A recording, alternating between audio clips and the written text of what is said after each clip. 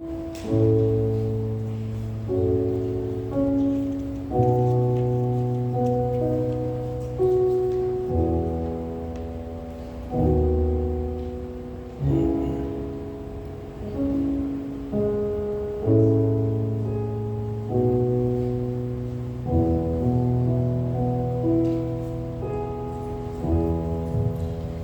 우리 함께 인사할까요? 샬롬. 우리 이상도 이사님 오늘 옷이 휴양지 보기 좋습니다. 우리 옆에 계신 분과 이렇게 한번 같이 인사했으면 좋겠습니다. 우리는 주의 귀한 자녀입니다.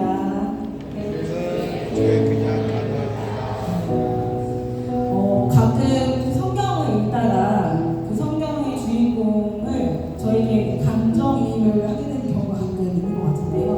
예를 들면 하나님께서 아브라함에게 이삭을 이제 내놓으라, 제사를 지으라, 제사로 이제 이삭을 드리라고 했을 때 내가 아브라함이라면 그렇게 할 수 있을까?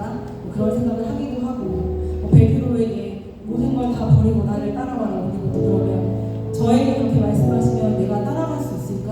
그런 생각을 하기도 하고, 하나님께서 어떤 부자 청년에게 네가 가진 걸 돌아가서 모든 사람들에게 나눠줘라 그렇게 말씀하셨을 때 나에게 그렇게 말씀하시면 내가 가진 모든 것들을 사람들에게 나눠줄 수 있을까? 그런 생각들을 하곤 해요. 네, 근데 그렇게 생각하다가 갑자기 든 생각인데 내가 참 교만하구나. 하나님은 나한테 그런 대단한 믿음을 원하시는 게 아니라는 생각을 했고, 내가 주인 삼은 작은 것들부터 깨부숴 나가야겠다라는 생각을 했습니다. 예를 들면 우리 요즘에 소셜미디어 되게 많이 보잖아요. 뭐 인스타그램이나 유튜브. 눈을 뜨면 나도 모르게 SNS를 보는 사람들이 굉장히 많죠. 그런 것도 어떻게 보면 우리의 작은 우상이라고 볼 수 있는데, 그런 시간들보다 우리가 하나님의 말씀을 읽고 기도를 하는 그런 시간들을 좀 늘려나가면 어떨까.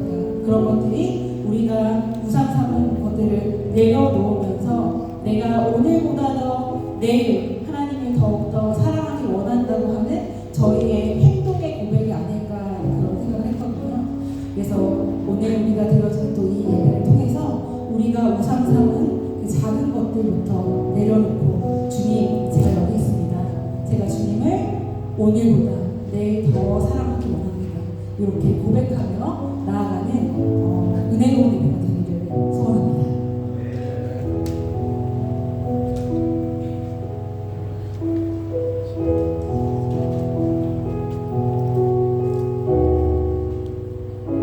이 시간 우리의 마음을 다해서 함께 찬양하기 원합니다. 내가 주인 삼은, 내가 주인 삼은 모든 것 내려놓고 내 주 대신 주 앞에 나가, 내가 사랑했던 모든 것 내려놓고 주님만 사랑해. 다시 한번 고백하며 나갈까요? 내가 주인 삼은 모든 것 내려놓고 내 주 대신 주 앞에 나가, 내가 사랑했던 모든 것 내려놓고 주님만 사랑해. 주 사랑, 주 사랑, 거친 풍랑에도 깊은 바다처럼 나를 잠잠게 해. 주 사랑, 내 영혼의 반석 그 사랑 위에서. 주 사랑, 주 사랑, 거친 풍랑에도 깊은 바다처럼 나를 잠잠. 주 사랑,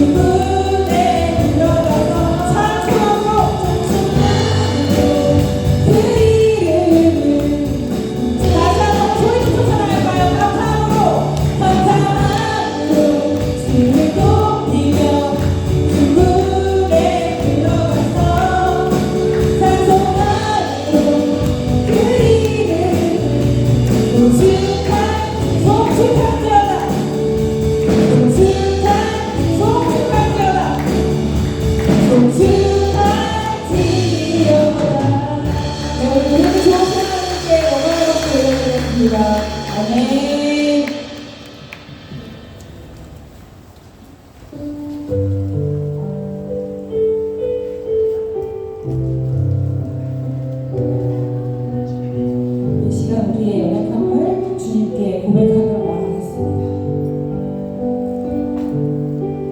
주여, 우린 연약합니다.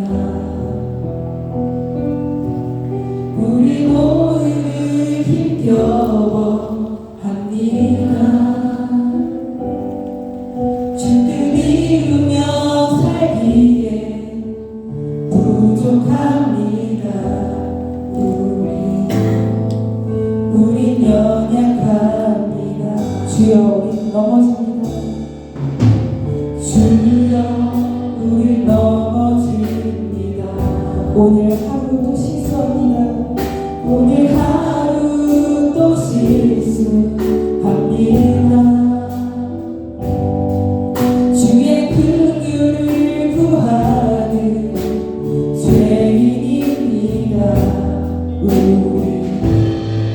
주만 바라봅니다. 한없는 주님의 은혜, 한없는 주님의 은혜,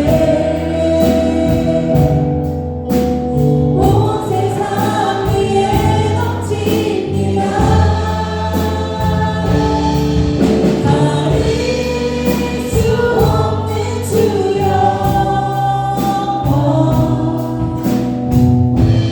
온 땅 위에 충만합니다. 주님만 이기오니 우린 그를 따라갑니다. 우린 그를 따라갑니다. 그 나를 우리 이루신 주는 완전한 한없는 주님의 은혜, 한없는 주님의 은혜, 온 세상 위에 넘칩니다. 가릴 수 없는 주여,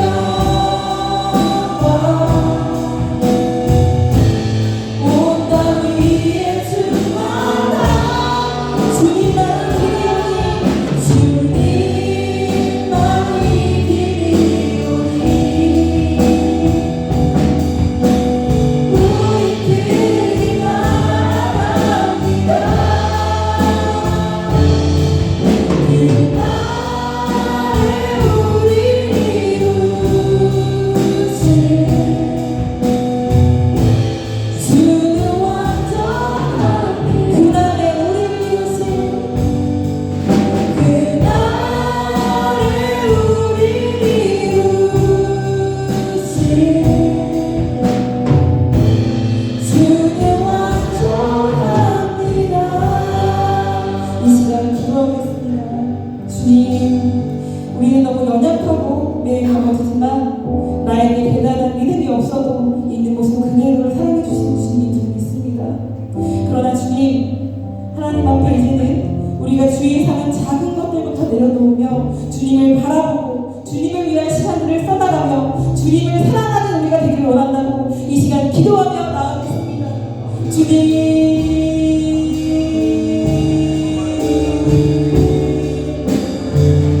하나님, 여전히 저희가 하나님 앞에 주님 삶에 많은 것들이 있습니다.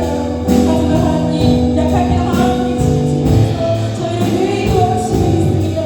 하나님, 저에게 불안한 믿음이 없어도, 저에게 정말 용기나 힘이 없어도 하나님 저희를 늘 이끌어주시는 주님을 믿습니다. 하나님, 하지만 이 시간 결단하기를 원하오니 저희 앞에 있는 작은 산들부터 하나님께 부셔나가기를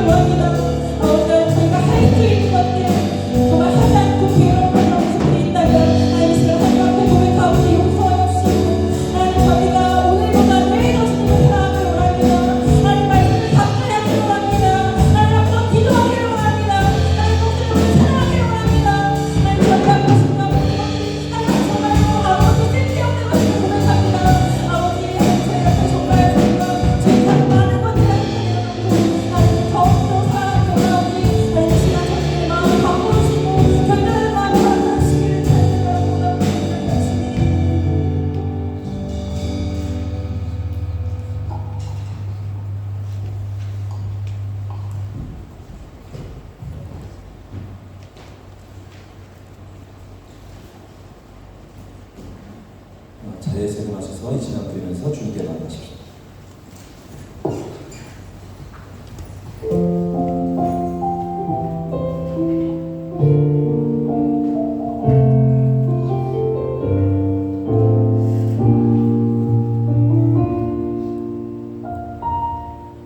나를 하나님을 예배하는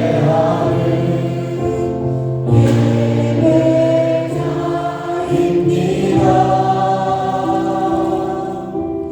내가 서 있는 곳 어디서나 하나님을 예배합니다. 내 영혼 거룩한 은혜를 향하여 내 마음 완전한 하나님 향하여 이곳에서 바로 이 시간 하나님을 예배합니다. 나의 평생에 단 한 가지 소원 주의 아름다우신 보며 사랑 노래하는 것 나의 왕 되신 주님의 얼굴 구하며 그 사랑 안에 머물러 사랑 노래합니다.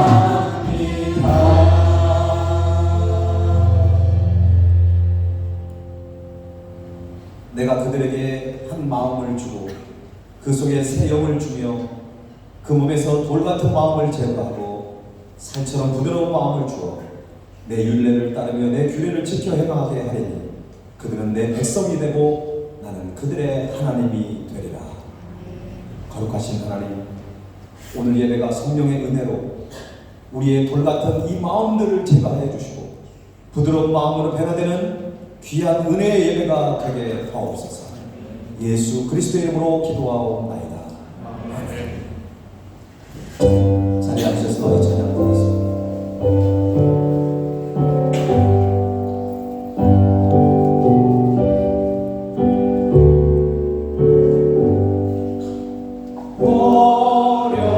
어려운 일 당할 때 나의 믿음 저들아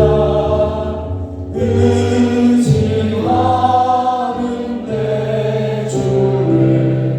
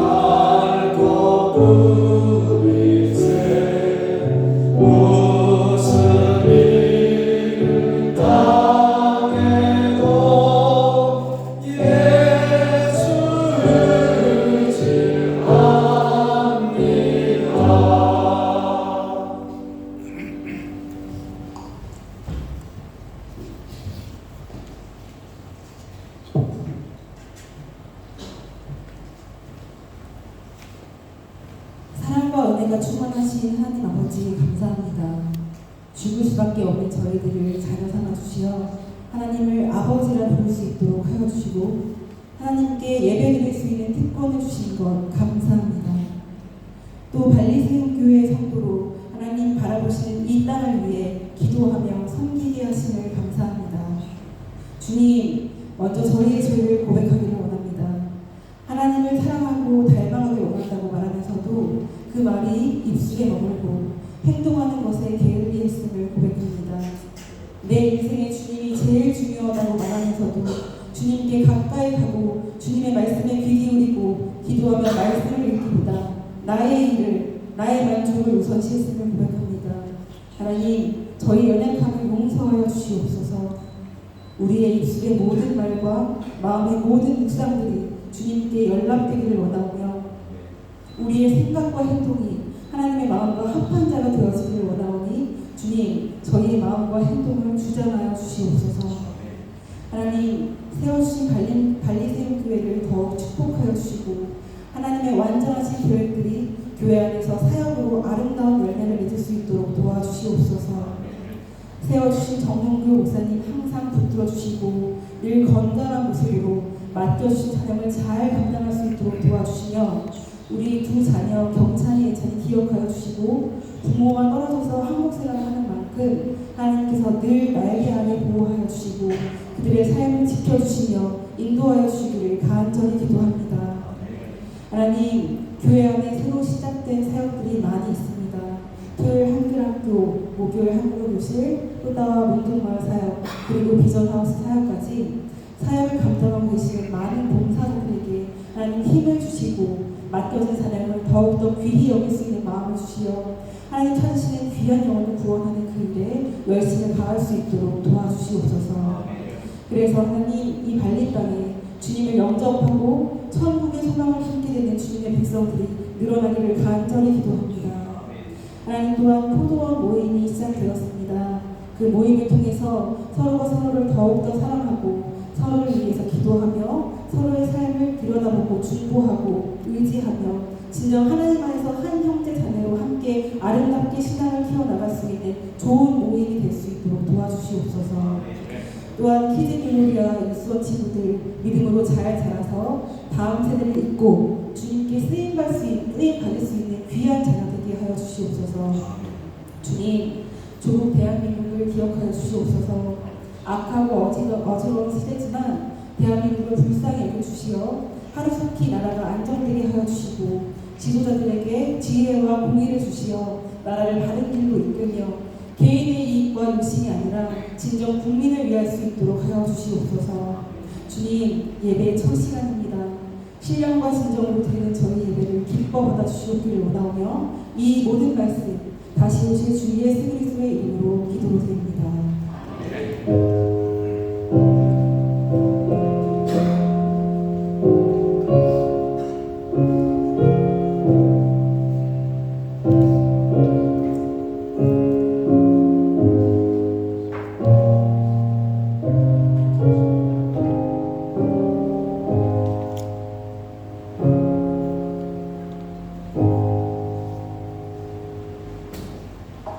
드린 예물을 하나님께 봉헌하겠습니다.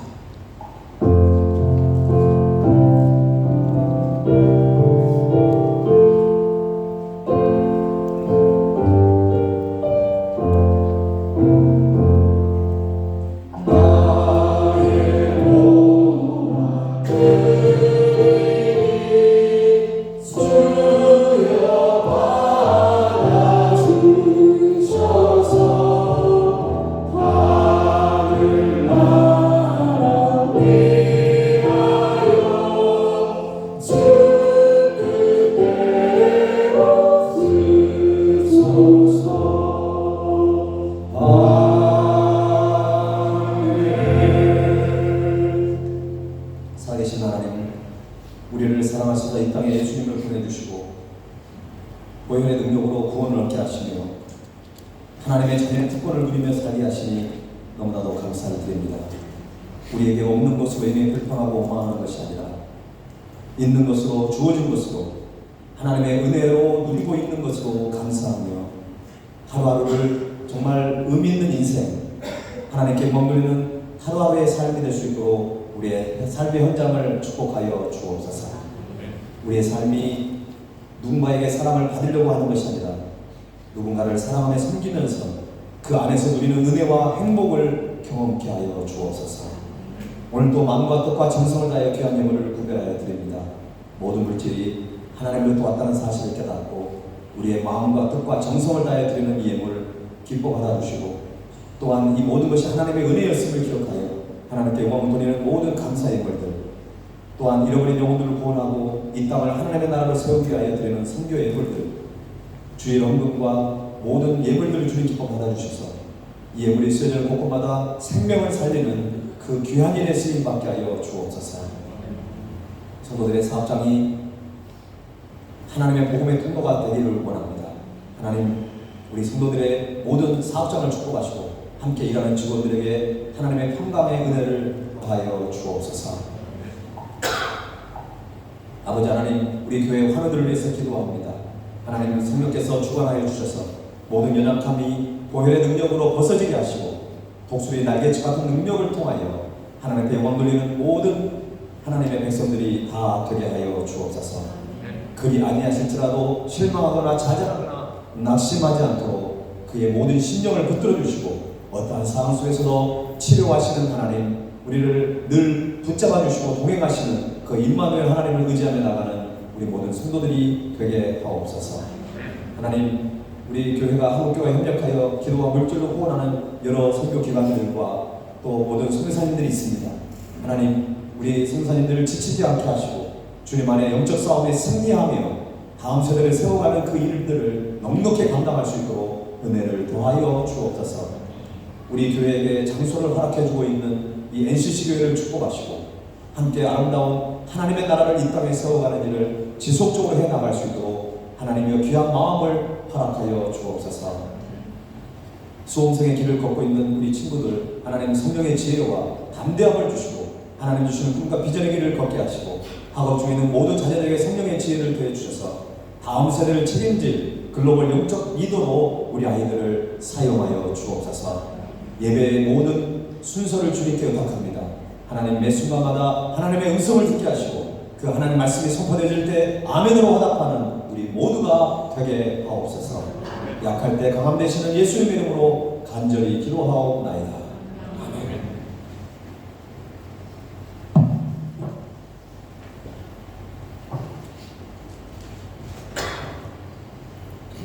네, 오늘 우리 교회에 방문하신 분들을 환영하는 시간 갖겠습니다. 인천 원로민교회를 섬기고 있는 정유주, 정석은, 윤선미 성도님 모셨습니다. 잠깐만 일어나 주시면 큰 박수로 환영하겠습니다.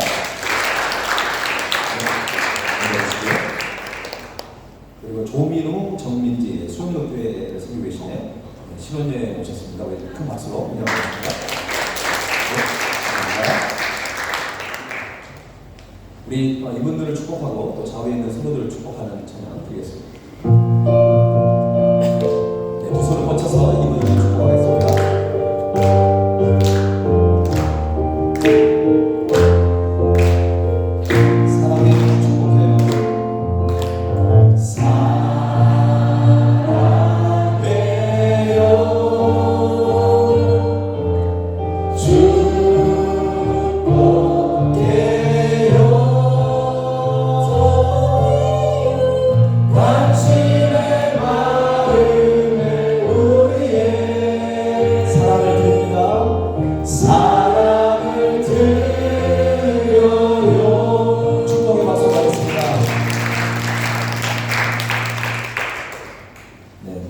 교회 소식을 전해드리겠습니다. 우리 정준 집사님 아직 실밥을 아직 안 뽑았는데도 불구하고 월십 리더의 사역을 감당해 주는 거 너무나 감사하고요. 잘 회복되시고 여러분이 많이 기도해 주셔서 잘 치료하고 있습니다. 계속 기도를 부탁드리겠습니다. 다음 주는 선교주일로 지키게 되겠고요. 다음 주에 말씀은 PCK 동부선교회 회장님으로 섬기고 있는 두관수 선교사님을 특별히 초대를 했습니다. 여러분 기대하시고 또 기도해 주시면 좋을 것 같습니다. PCK 동부선교회 제가 총무로 섬기고 있고 우리 김경진 선교사님이 회계로 섬기고 있습니다. 그래서 그 SK 공성교 회장님이 저희 교회를 방문을 한 번도 못했는데 다음 주에 특별히 초대를 했습니다. 기도해 주시고 또 다음 주 선교주일 우리가 믿음으로 잘 준비했으면 좋겠습니다. 포도 모임 이제 그 이름을 다 줬어요. 세움, 한마음, 하나원, 포도당. 이름 재밌죠? 이 뜻이 뭔지는 우리가 3월 둘째 주부터 우리가 그 특송과 더불어 이 포도원을 소개하는 그 시간을 매주마다 가지려고 합니다. 3월 9일 날 세움 포도원부터 특송 및 소개를 준비를 해주시면 좋을 것 같습니다. 순서대로 3월 둘째 주부터 저희들이 진행하도록 하겠습니다. 예배 시간에 진행하는 거니까 포도원에서 미리미리 준비하시면 좋겠습니다. 새 가족을 위한 풍성한 삶을 위해 초대 훈련을 오늘부터 3주간 진행을 합니다. 갑작스러운 광고이긴 한데 저희들이 새 가족이 오게 되면 지금 이수연 선생님 제가 밴드에 올려드렸죠. 이수연 선생님 어디 계실까요? 네. 잠깐만 일어나주시면 큰 박수로 환영합니다.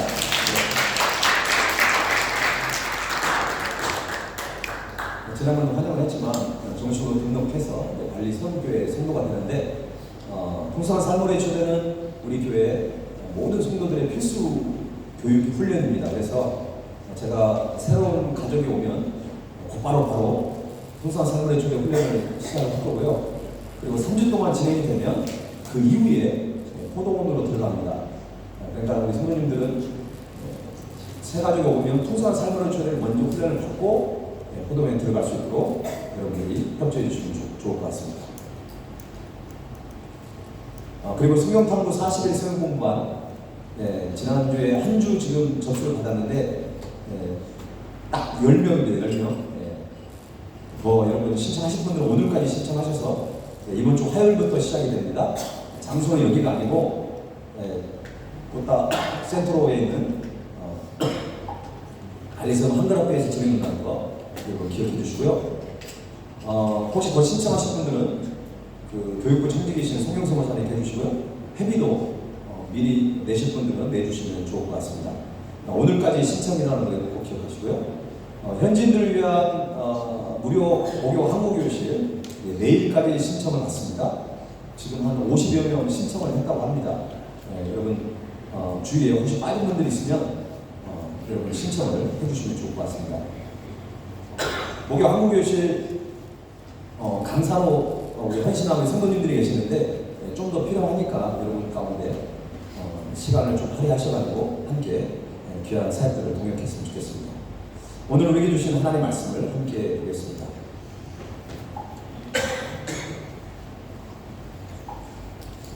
누가복음 18장 18절에서 30절입니다. 프렌만 또한 하리니 루카스 아살 블라카블라스 아이라 블라카블라스 사파이 디가블루 누가복음 18장 18절에서 30절입니다. 한 절씩 교독하도록 하겠습니다. 제가 먼저 읽겠습니다. 어떤 관리가 물어 이르되 선한 선생님이여 내가 무엇을 하여야 영생을 얻으리이까?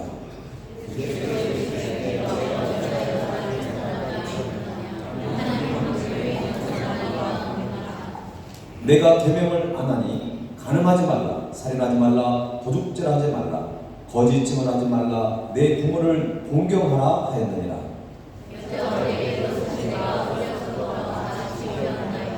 예수께서 이 말을 들으시고 이르시되 내게 아직도 한 가지 부족한 것이 있으니 내게 있는 것을 다 팔아 가난한 자들에게 나눠주라. 그리하면 하늘에서 내게 보화가 있으리라. 그리고 와서 나를 따르라 하시니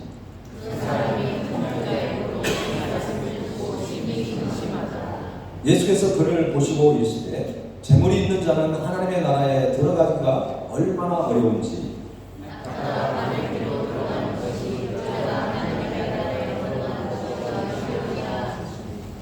듣는 자들이 이르되 그런즉 누가 구원을 얻을 수 있나이까?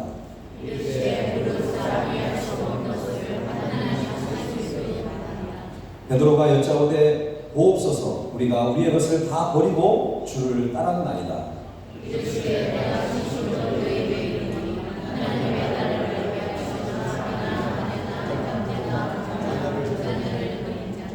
함께 읽겠습니다. 현세의 여러 배를 받고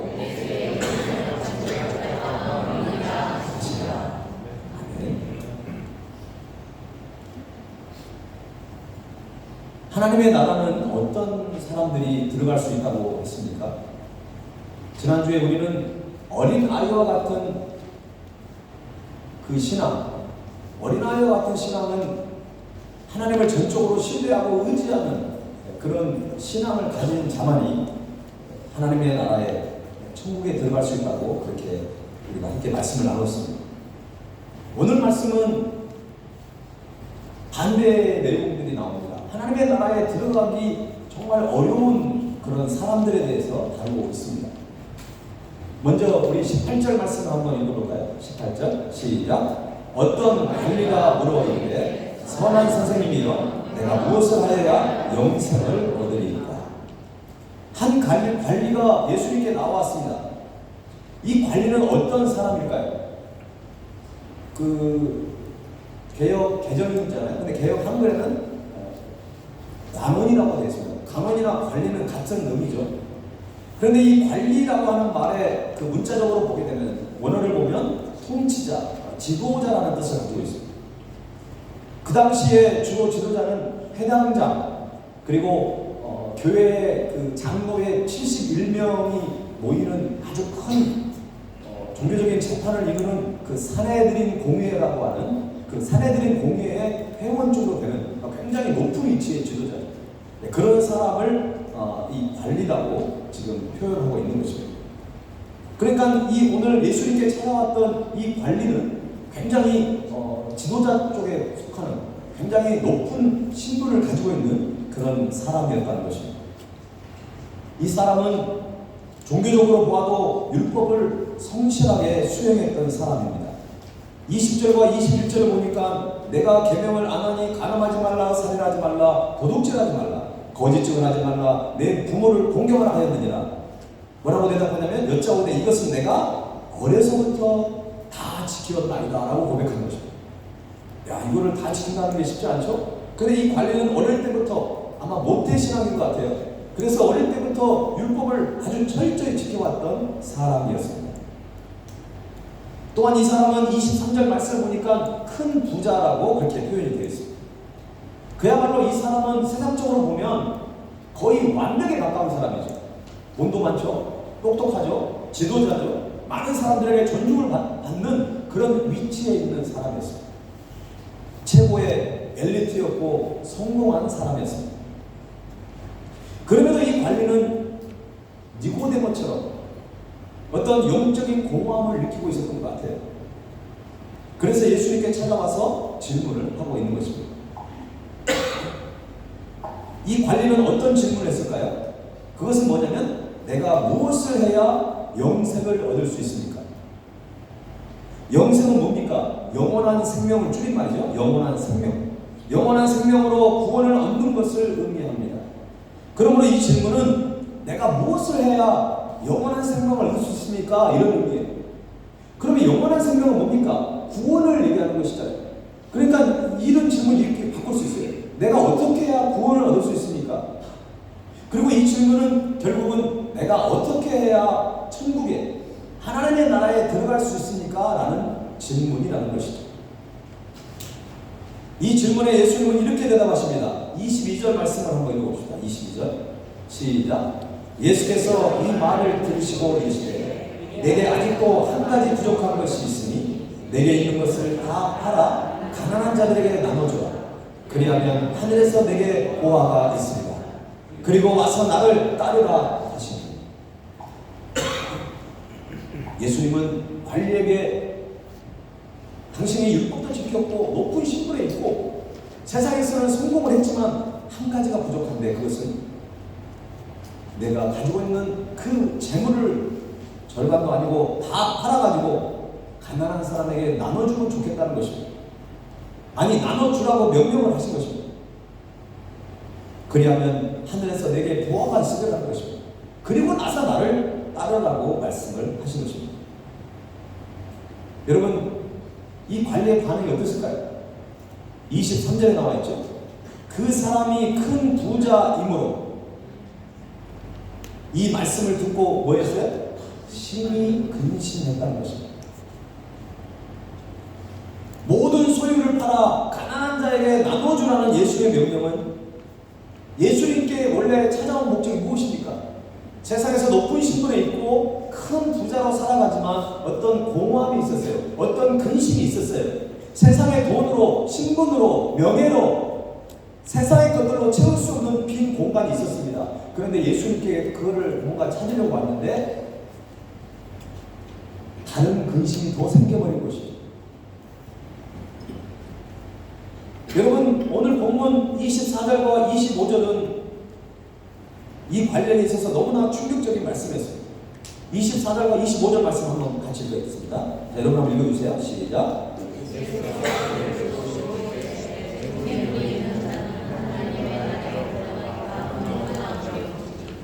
낙타가 바늘기로 들어가는 것이 부자가 하나님의 나라에 들어가는 것보다 쉬우니라 하십니다.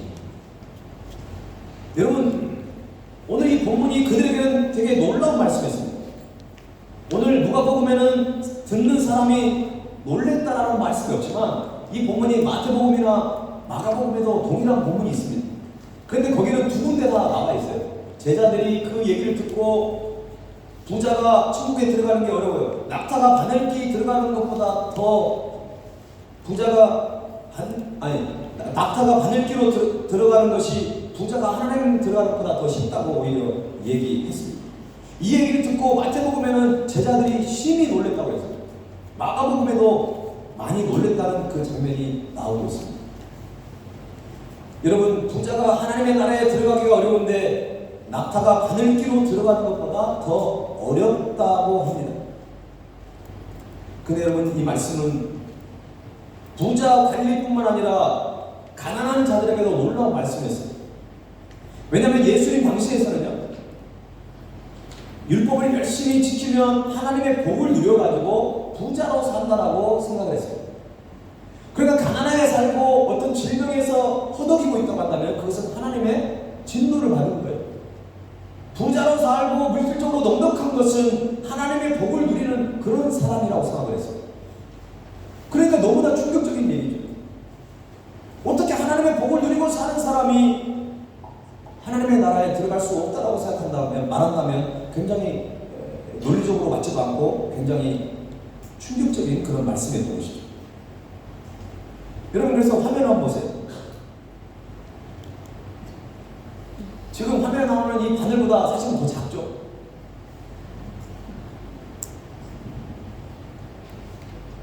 이런 사람들에게 예수님께서 부자가 하나님 나라에 들어가는 것이 낙타가 바늘기에 들어가는 것보다 더 어렵다는 말씀은 그야말로 부자가 천국에 들어갈 수 있는 확률이 거의 제로에 가깝다는 얘기입니다.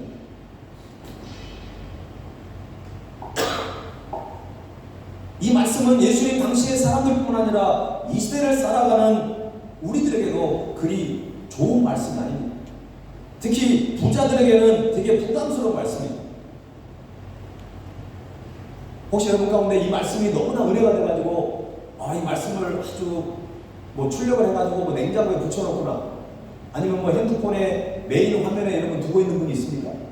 아마 여러분 지금까지 신앙생활에서 이 말씀, 낙타가 바늘기로 들어가는 것이 부자가 하나님 나라에 들어가보다 쉽다, 할렐루야 하면서 이 말씀을 되새기면서 은혜를 받고 이거를 가까이 하는 사람은 거의 드문 것입니다.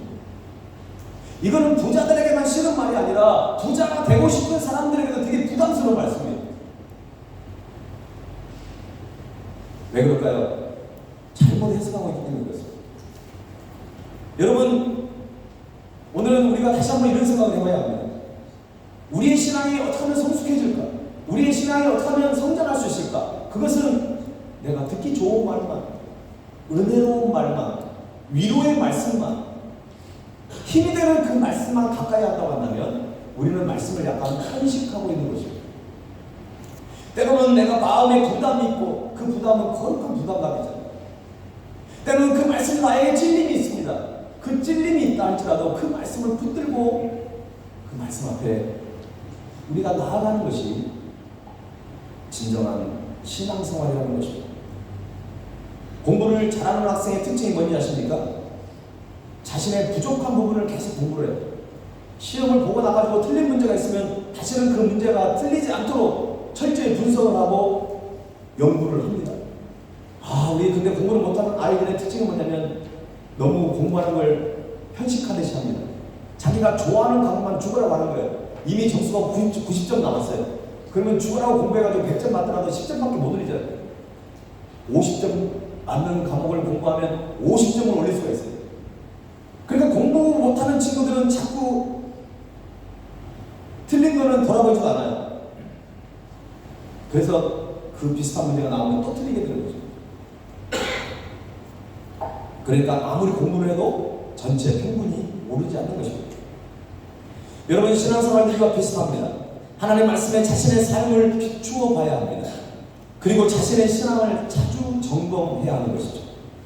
자신이 좋아하는 말씀만 듣고 기억하는 것이 아니라 자신의 부족한 부분을 보완하고 믿음을 성장시키는 데 도움이 되는 말씀을 우리가 거부하거나 회피하지 말고 그 말씀을 가까이 하고 그 말씀을 묵상하고 그 말씀이 내 삶에 적용되고 실천되고 많은 열매로 맺어질 수 있도록 우리가 그런 말씀도 함께 해야 한다는 것입니다. 여러분, 그런데 부자가 하나님 나라에 들어가는 것이 낙타가 바늘귀로 들어가는 것보다 더 어렵다는 이 말씀을 많은 사람들이 싫어했어요. 이 말씀을 받아들이기보다는 이 말씀을, 그러니까 어때요? 하나님 말씀이니까 거부는 못하잖아요. 그러니까 이 말씀을 자꾸 이상하게 해석을 하는 거예요. 말씀을 변질시키는 사람들이 있었습니다. 그야말로 낙타를 조그맣게 만들 수는 없잖아요. 바늘기가 거의 2mm밖에 안 되잖아요. 근데 우리나라 바늘은 더 작아요. 요즘에는 저도 이제 50대를 지나고 있다 보니까 바늘에 실을 꽂는 것도 힘들더라고요. 자, 그렇게 작은 바늘기인데 낙타를 그렇게 작게 만들 수 없잖아요. 그러니까 사람들은 뭘 시도했겠어요? 바늘기를 키우는 일을 한 거예요. 이렇게 말씀드리니까 설마 그랬겠어요? 설마가 사람 잡는 겁니다. 여러분, 어떤 사람들이 이렇게 해석했어요. 바늘기라는 것은 예루살렘 성전에 있는 그 문에 바늘기 문이라는 게 있었어요. 여기 화면 보세요. 이 바늘기는 뭐냐? 바늘기 문은 사람만 들어갈 수 있도록 조그맣게 만들어 놓은 문이에요. 이게 바늘기 문이에요. 그러니까 성경에서 이거 잘못 해석한 거야. 바늘귀, 조그만 바늘로 통과하는 거 이거 불가능한데 어떻게 이거를 이렇게 예수님이 말씀하신 게 없어요. 그러니까 성경에 나온 그 바늘귀, 낙타와 바늘귀에서는 저 바늘귀 문이라고 사람들이 해석을 하는 거죠. 저 바늘귀는 어때요? 낙타의 짐을 좀 내리고 그리고 좀 낙타가 이렇게 무릎을 좀 꿇으면 들어갈 수 있다. 그래서 겸손, 물질에 대한 욕심을 버려라. 이렇게 설교도 좀 그럴싸하잖아요. 여러분, 이런 해석은 많은 사람들에게 마음에 안심을 주고 평안함을 줬어요. 여러분, 근데 신앙생활 할 때 조심해야 나에게 평안을 준다고 다 진리가 아닐 수 있어요. 바늘기 문은 낙타가 짐을 내려놓고 무릎을 꿇고 들어간다고 되는 것이 아닙니다. 여러분, 그러나 이런 해석은 너무나 그럴듯해가지고 정말 깜짝 놀랄 정도예요. 그랬더니 제가 인터넷 사이트를 보니까 어떤 사람이 이걸 내용을 올려놨더라고요. 그런데 안타까웠어요. 이 사람이 어떻게 해석을 하냐면 자기가 이걸 연구를 했는데 놀라운 걸 발견했대요. 성경에서 말하는 낙타와 바늘귀는 우리가 생각하는 그 바늘귀가 아니고 바로 이 예루살렘 성전의 문에 있는 그 바늘귀였습니다 라고 하면서 굉장한 걸 발견한 것처럼 해가지고 굉장히 기뻐하면서 자유함을 얻는 그런 글을 제가 본 적이 있는데 마음은 아팠습니다. 굉장히 위험한 해석이었어요. 여러분, 왜냐하면 낙타와 바늘귀는 그 당시에 유대인들이 가지고 있었던 그 탈무드라고 여러분 들어보셨죠? 탈무드. 그 탈무드 안에 그런 비슷한 내용이 있었습니다. 물론 낙타는 아니고 코끼리와 바늘귀였어요. 그러면 왜 그 당시에 코끼리라고 했을까요? 이 탈무드가 기록된 당시에는 바벨론 포로 시기였어요. 그러니까 그 당시에 그 지역에서는 코끼리가 많이 있었던 것이죠. 그래서 그 탈무드에 기록된 것은 코끼리가 바늘귀를 통과할 수 없는 것처럼, 그러니까 불가능한 일을 얘기할 때 코끼리와 바늘귀를 얘기했습니다. 그런데 예수님이 살고 계셨던 그 팔레스타인 지역은 어때요? 낙타가 많고 낙타가 큰 짐승 중에 하나였습니다. 그렇기 때문에 낙타라고, 즉 낙타와 바늘개라고 그렇게 예를 드신 것이죠. 여러분, 그래서 낙타와 바늘개의 비유를 통해 부자가 하나님 나라에 들어가는 것이 거의 불가능에 가깝다는 그것을 강조하고 있는 것입니다. 그러니까 조금 전에 우리가 예루살렘 성전의 문에 그 바늘귀의 문 그렇게 해석한 것은 틀린 해석이고 아주 위험한 해석이라는 것입니다.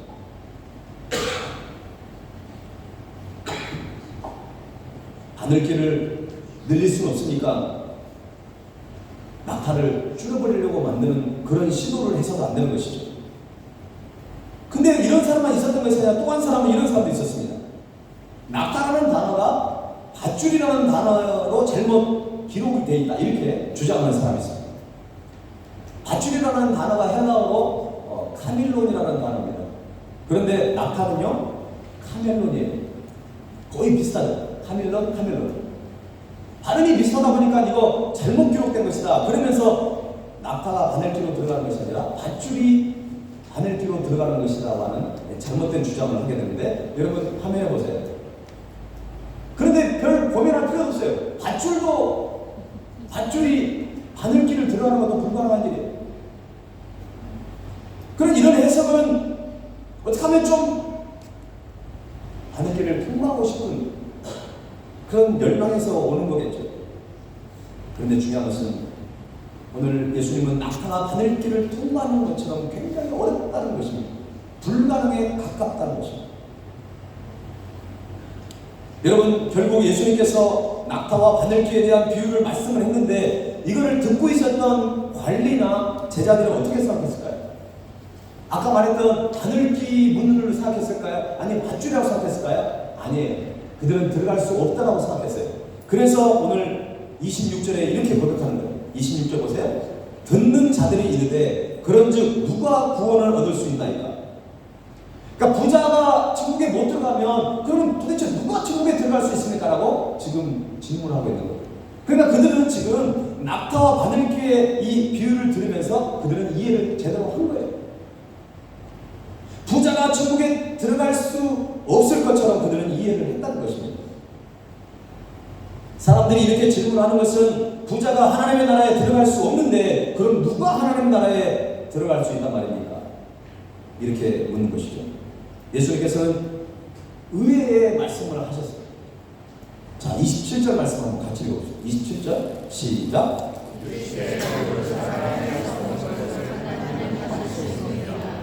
한 번만 더 해볼게요. 시작. 이르시되 무릇 사람이 할 수 없는 것을 하나님은 하실 수 있느니라. 아멘입니까? 참 너무나 멋진 말씀을 하신 거 아니에요? 여러분 오늘 본문을 오해하시면 안 돼요.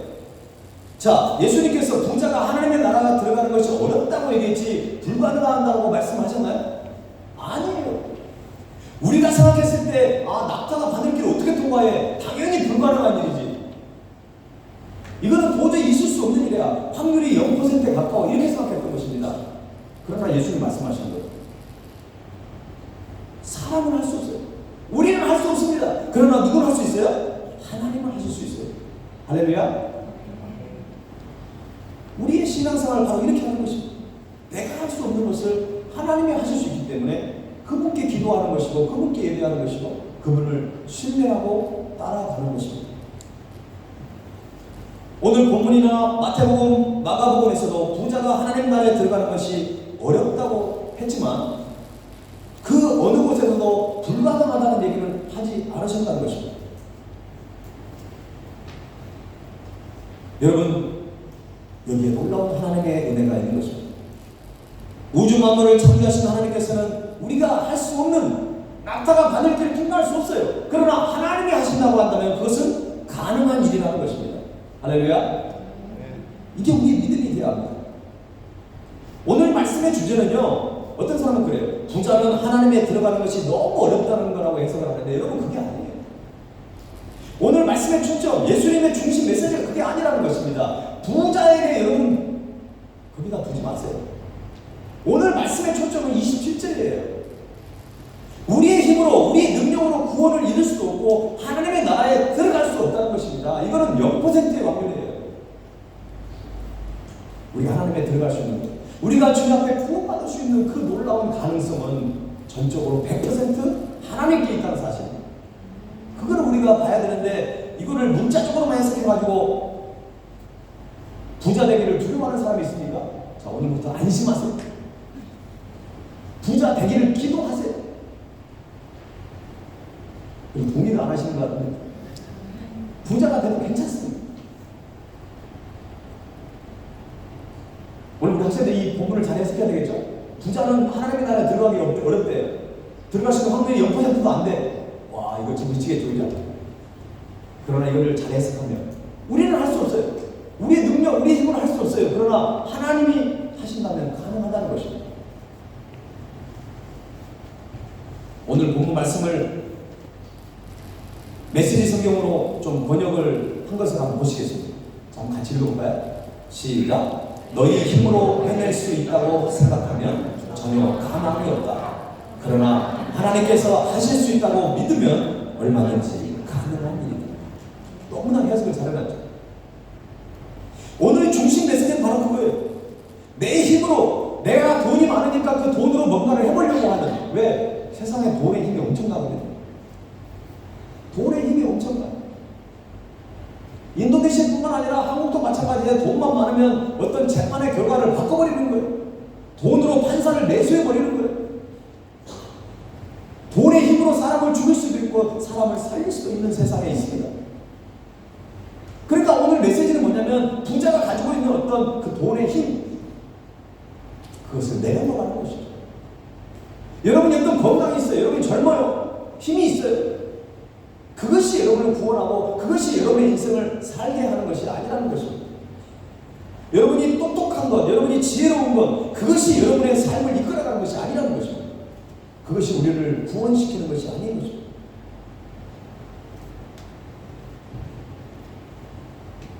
부자만 하나님 나라에 들어가는 것이 어려운 것이 아니라 어릴 때부터 부모를 따라 모태신앙으로 교회에 다니는 자녀들도 쉽지 않습니다. 그리고 목사와 선교사 자녀 또는 교회 중직자의 자녀도 하나님 나라에 들어가는 것도 무조건 보장된 것이 아니에요. 신앙은 철저히 나와 하나님과의 관계이기 때문에 그래요. 중요한 것은 구원은 절대로 우리의 힘과 노력으로는 불가능하다는 것입니다. 하나님의 나라는 어린아이처럼 하나님을 어떻게 하라고요? 절대적으로 신뢰하고 의지해야 한다는 것입니다. 부자가 하나님 나라에 들어가기 힘든 이유는 무엇입니까? 부자에게는 물질의 힘을 가지고 있기 때문에 그래서 건강한 사람도 힘들어요. 왜? 자신의 건강을 너무나 믿고 있어요. 가족이 너무나 좋아. 부모님도 아주 백그라운드가 좋고 자기의 자녀도 공부도 잘해. 자기 남편이 좋아. 자기 아내가 너무나 좋은 것들을 가지고 있어요. 그것도 때로는 우리에게 신앙생활 하는데 걸림돌이 될 수도 있다는 것을 우리는 기억해야 합니다. 그래서 29절 30절에 그렇게 말씀하시는 거예요. 29절 30절 한번 볼까요? 시작. 이르시되 내가 진실로 너에게 이르노니 하나님의 나라를 위하여 집이나 아내나 형제나 부모나 자녀를 버린 자 현세에 여러 배를 받고 내세에 영생을 받지 못할 자가 없느니라 하십니다. 아멘. 그러니까 이것도 자꾸 문자적으로 생각하면 부모도 버리고 자녀도 버리니까 무슨 뭐 가출을 하라는 것도 아니고 당장 부모님하고 인연을 끊어라 그거 아니잖아요. 지금 집이나 아내나 형제나 부모나 자녀가 내가 하나님 나라에 들어가는데 장애물이 되지 않도록 내가 신앙의 성장을 이루는데 걸림돌이 되지 않도록 우선순위를 우리가 바로 잡으라는 그런 말씀으로 우리가 정확하게 해석할 수 있어야 합니다. 신앙생활 하다 보면 하나님보다 가족이 우선순위가 될 수도 있어요. 가족을 포기하고 교회 봉사에 힘쓰라는 그런 의미 아닙니다. 가족이 너무나 중요해요. 하나님도 예수님도 성경에도 가족을 그냥 함부로 대하라고 그렇게 말씀하신 적이 없어요. 심지어 어떤 중직자를 세울 때도 가정을 돌보지 않는 사람은 일꾼으로 세우지 말라는 그런 말씀도 있습니다. 오늘 이 본문의 29절 말씀이 가족을 함부로 대해라 그런 의미가 아니에요.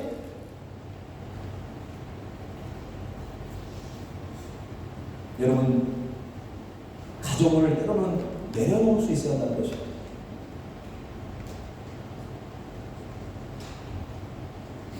어제 한글학교 때 우리 고등부는 신문사설을 이제 매주 하는데, 그 하늘이법, 그 우울증을 앓고 있었던, 폭력성을 앓고 있었던 교사가 그 아이를 살해한 사건이 최근에 있었잖아요. 참 안타까운 거죠. 그런데 여러분,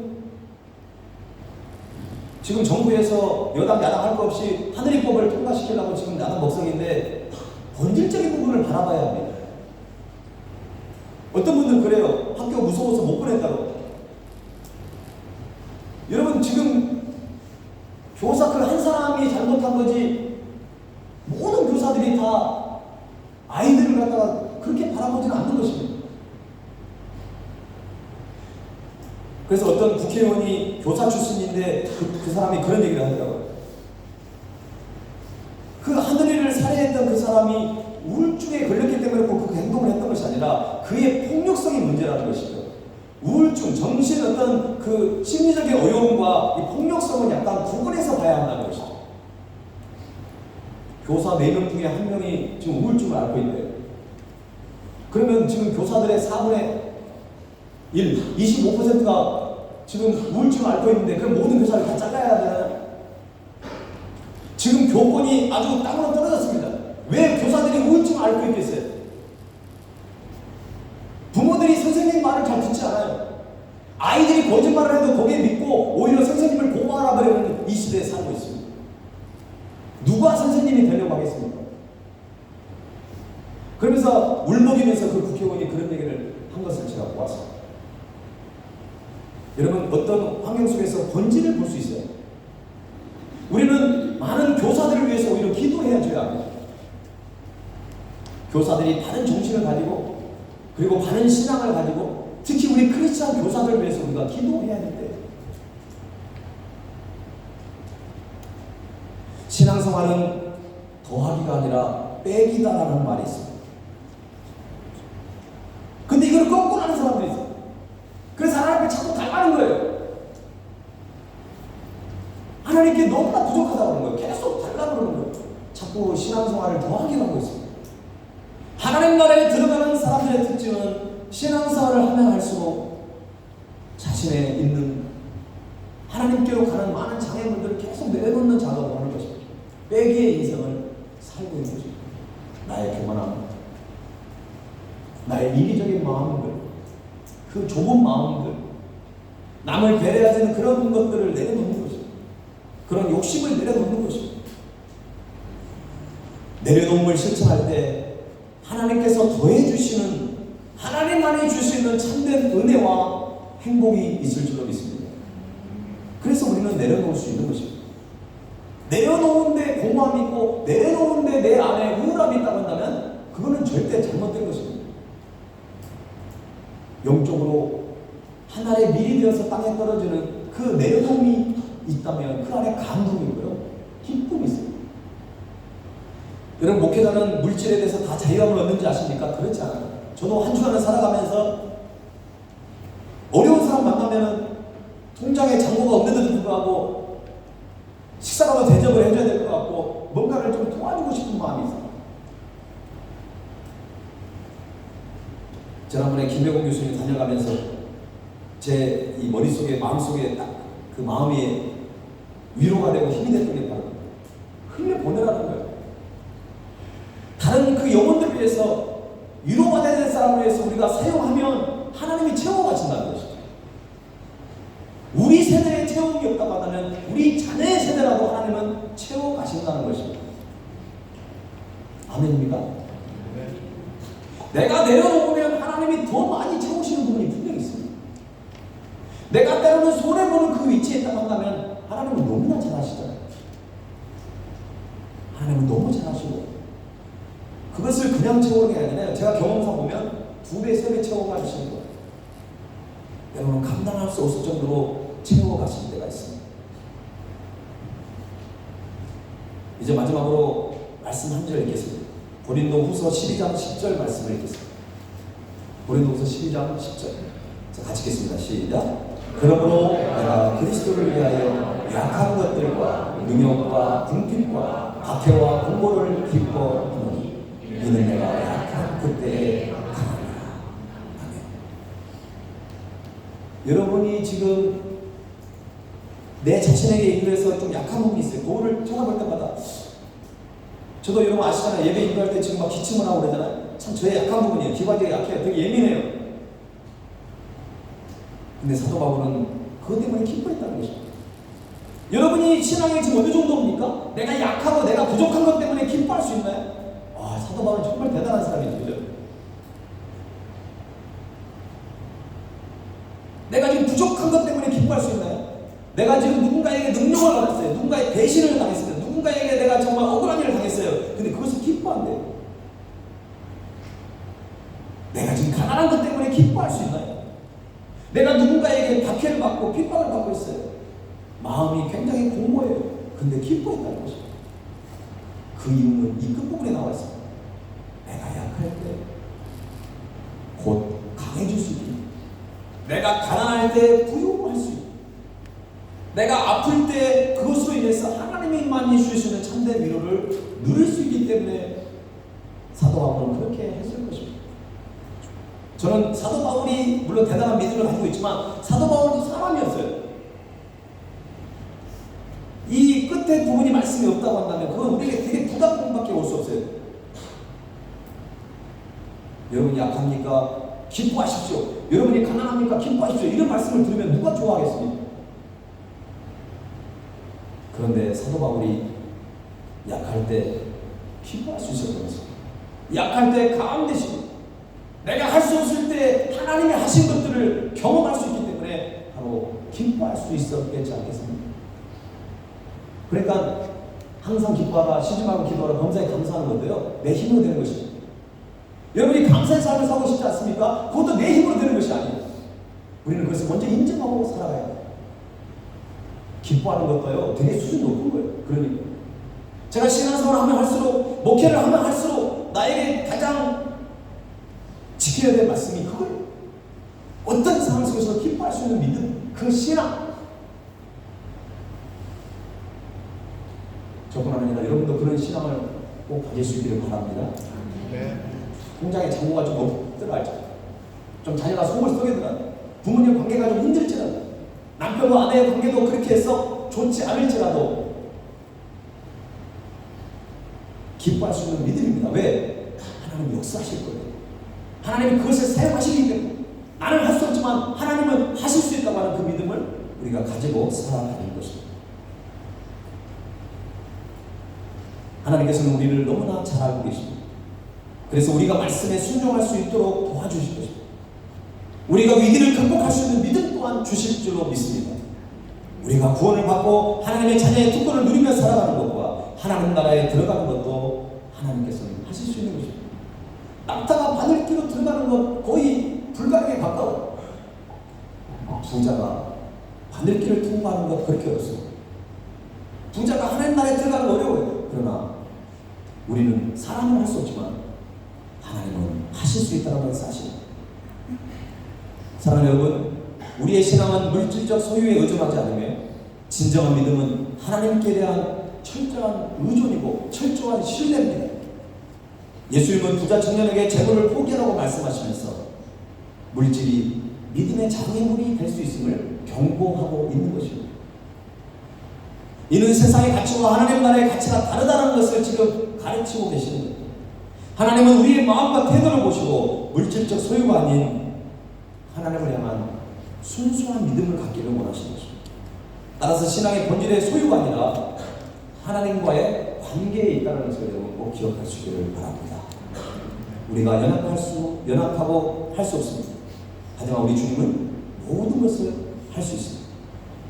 우리가 약할 때 강함 되시는 전능하신 하나님을 의지하고 신뢰함으로 여러분이 반드시 구원을 얻을 뿐만 아니라 세상에서도 언제나 승리할 수 있기를 우리 주님의 이름으로 간절히 축원합니다.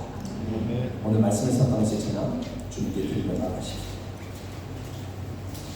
우리 그 자리에 일어나서 찬양 드리겠습니다.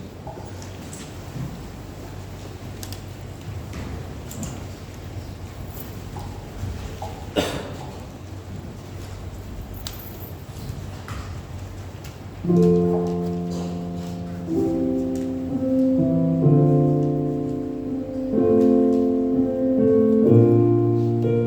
주님은 약할 때 강함 되신 주님이십니다. 약할 때 강함 되시네 나의 보배가 되신 주 나의 모든 것. 주 안에 몸을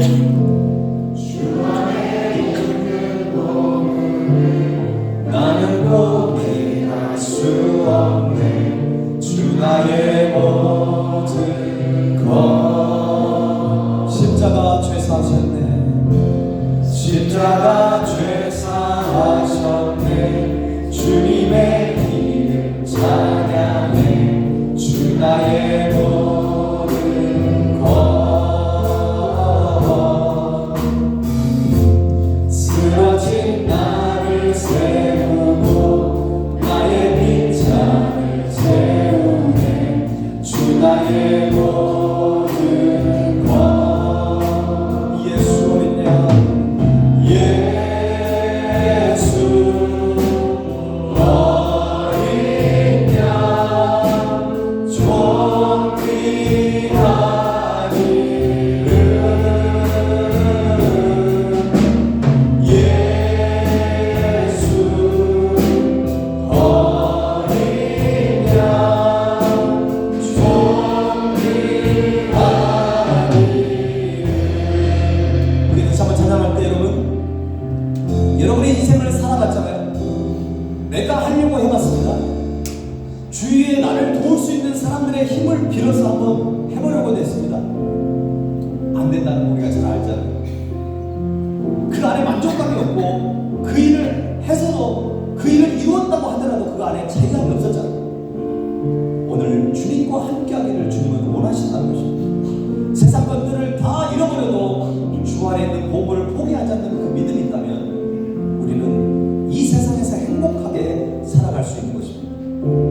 그 무엇으로도 채울 수 없는 그 공간, 바로 그분이 하나님이라는 사실. 우리 다시 한번 주님을 바라보면서 이 찬양 우리 가사에 우리 고백이 되리려고 합니다. 약할 때 강함 되시네 나의 보배가 되신 주 나의 모든 것. 주 안에 있는 보물 그렇습니다. 주님 수 없네 주 나의 모든 것. 예수 어린 양 예수 어린 양 존귀한 이름 예수 어린 양 존귀한 이름 예수 어린 양 예수 어린 양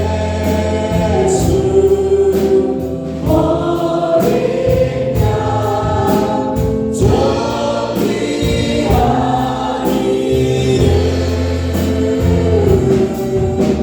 이름 예수 어린 양 존귀한 이름. 우리 함께 이 시간 기도하기를 원합니다. 내가 하려고 했던 어리석음을 용서하여 주시옵소서. 세상의 것들로 만족하기를 원했고 세상의 것들로 위로받기를 원했던 나의 모습을 주 앞에 내려놓습니다. 오직 주님만이 나의 모든 것 되십니다. 세상의 그 무엇도 물질도 사람도 그 무엇도 주님과 바꿀 수 없음을 기억합니다. 하나님 우리는 할 수 없지만 주님은 할 수 있다는 믿음을 갖게 하여 주옵소서. 하나님 우리가 내려놔야 될 것들이 무엇입니까? 오직 주님만을 붙들고 나아가기를 원합니다. 이 시간 각자 주님이 주신 마음을 가지고 기도팀으로 가지고 하나님 앞에 저희 친구로 기도하며 나갑시다. 함께 기도하겠습니다. 하나님 주여 도와주시옵소서. 주님 앞에 내려놓게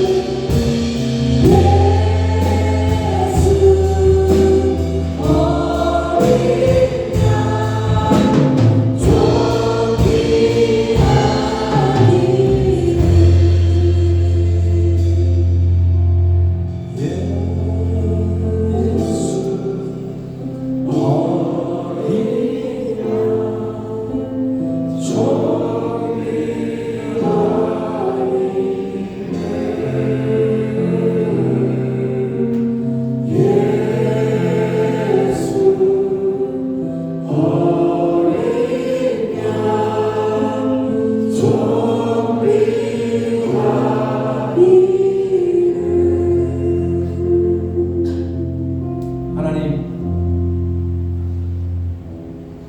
우리가 아무것도 할 수 없고 나는 아무것도 아니라고 입술로는 고백했지만 마음속으로는 내가 무엇인가 할 수 있을 것처럼 교만하고 내가 하려고 했던 어리석음을 용서해 주옵소서.